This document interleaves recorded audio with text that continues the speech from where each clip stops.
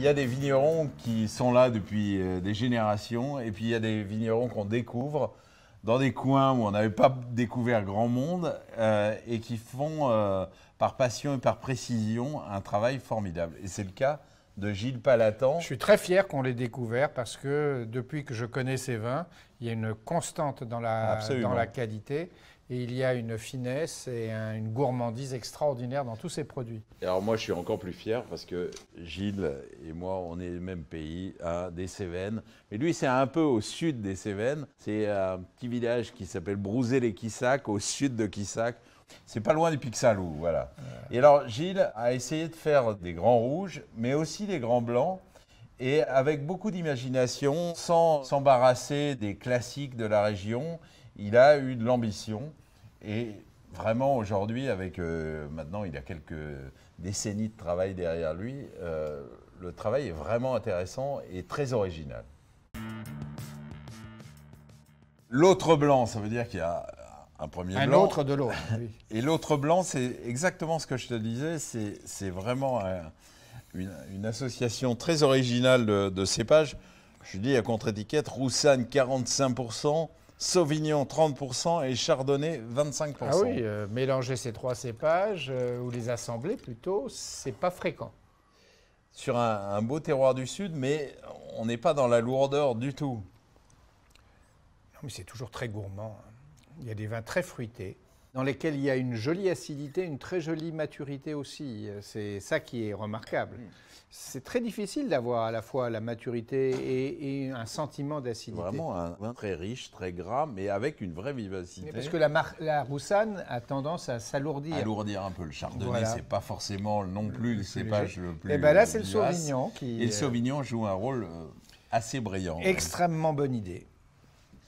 Mais il n'y a pas que ça, il y a aussi une élégance de savoir-faire, vinification oui, et d'élevage qui est savoir les assez vendanger formidable. aussi au meilleur moment, hein, ça c'est très fort. Et au final, ça donne un vin très ambitieux et qu'on a envie d'essayer dans la gastronomie. C'est vraiment un très beau vin de gastronomie, prêt à boire, c'est un 2019. Oui, en général, aujourd'hui. on n'a pas besoin de les faire vieillir très longtemps.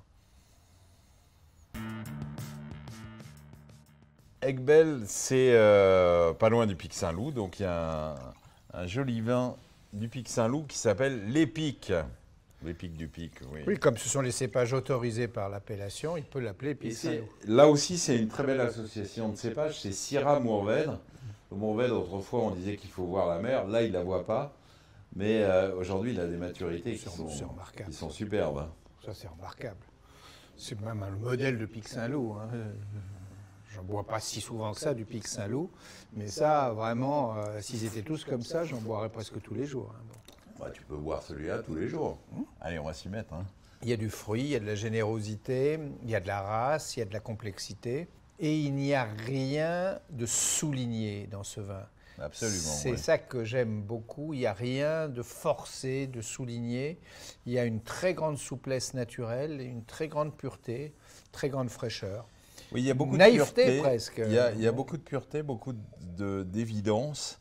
Et puis, ces petits côtés épicés et poivrés qui interviennent, mais sans vulgarité aucune. Hein, c'est vraiment raffiné. Dans la propreté, dans la finesse, hein, sans ces notions bizarroïdes de terroir qui ne sont en fait que le résultat de la paresse du vigneron. Ce qui est très intéressant avec les vins d'Aiguebelle, c'est que c'est des grands vins dans des terroirs qui n'étaient pas connus pour faire des grands vins, mais qui aujourd'hui le démontrent avec beaucoup d'élégance et beaucoup de naturel.